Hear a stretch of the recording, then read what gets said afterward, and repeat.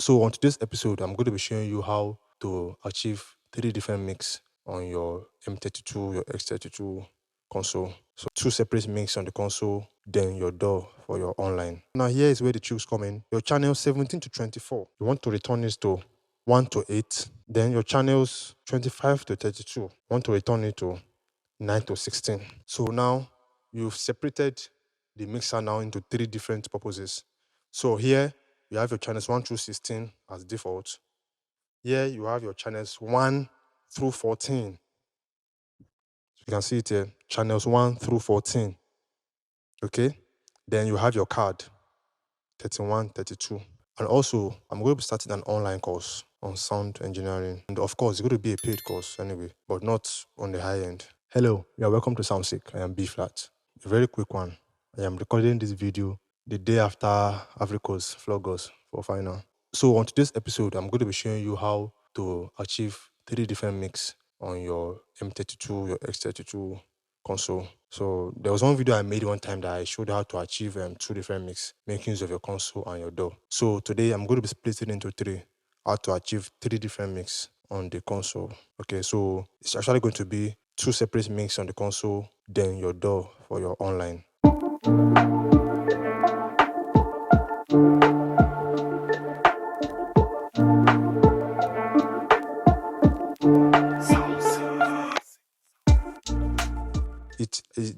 Though these consoles are not made for this kind of purposes anyway, but when it comes to sound, I believe personally that I am limited by my mind, because what I cannot achieve is what I have not actually sit down to think of. So I believe when it comes to sound, there are many possibilities that can come to pass. It's just that we haven't sat down to think about them and how we can implement them, how we can maneuver them. This is creativity. I'm a very creative person and I like to sit down for hours to think. So I came up with this solution.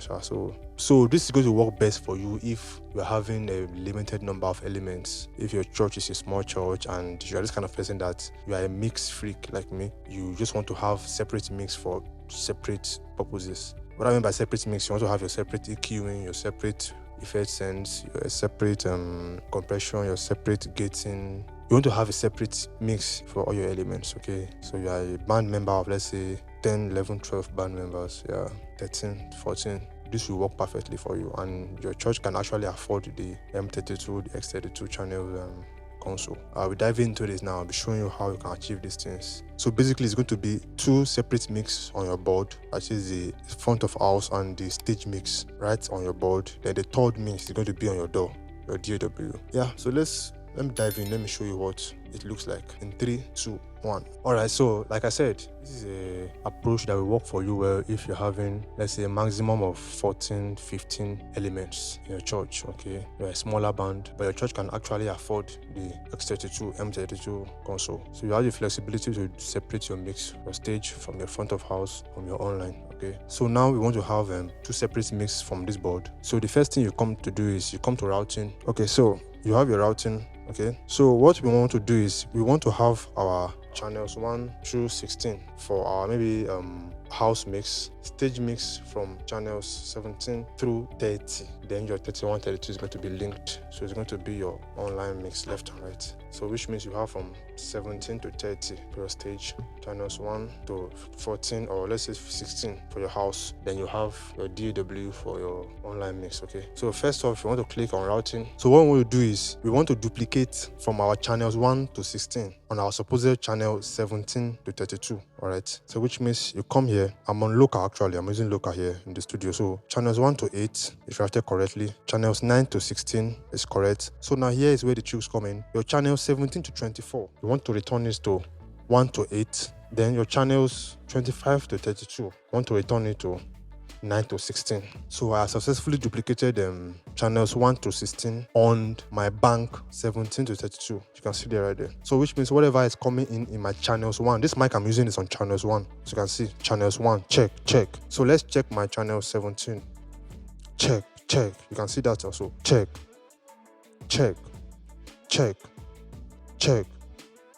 So which means all my channels 1 to 16, whatever elements I'm having here is also going to be coming on from my channel 17 through 32. That's what I did here. So for your 31, 32 to be your online mix now, you want to return your bank 25 to 32. You want to take it to user. I made that on that previous video. Take it to user. All right. So then you now have to scroll down to user. Come to your channels 31, 32. Fix it on card. Okay. Fix it on card. That will be your online mix return from your DAW to card. All right. So now you want to set your bank 25 to 30 as your channels 9 through 16. So 25, you bring it on to channels 9 local. Yeah, I'm on local 9, 26 local 10, 27 local 11, 28 local 12, 29 local 13, local 14.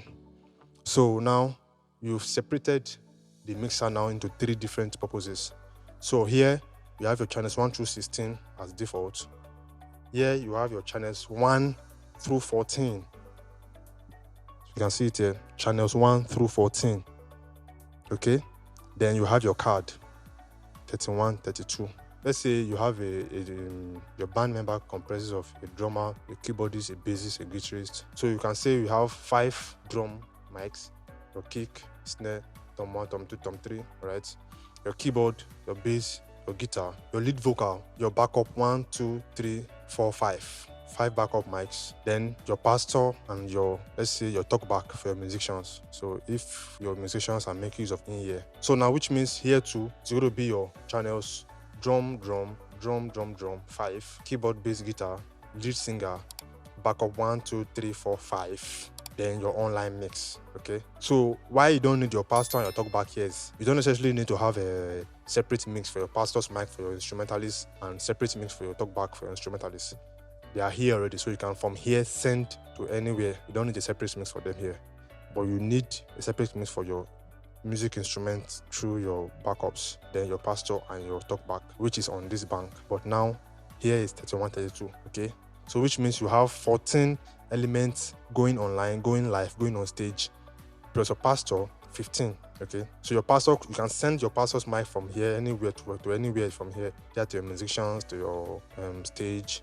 Since you're not making use of a separate mix for him, then your talkback, of course, is going to the musicians here.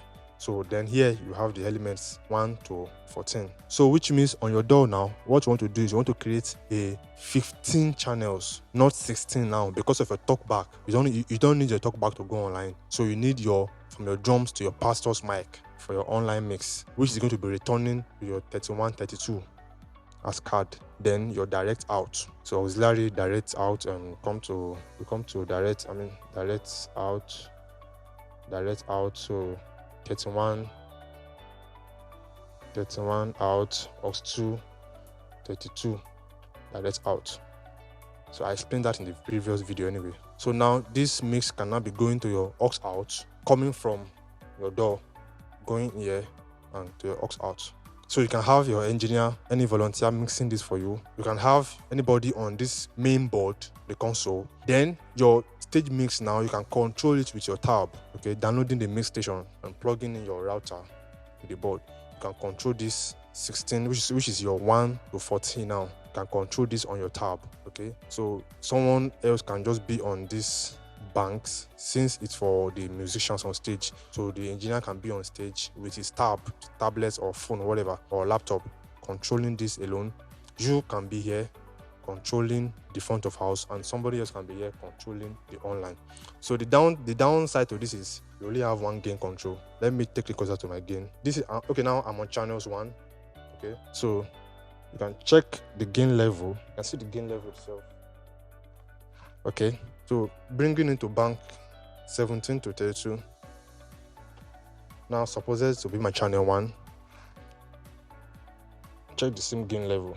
So So you only have one gain level for any of this. You have one gain level to use on this board. Okay, for your mix, then the guy on the stage can know what to do.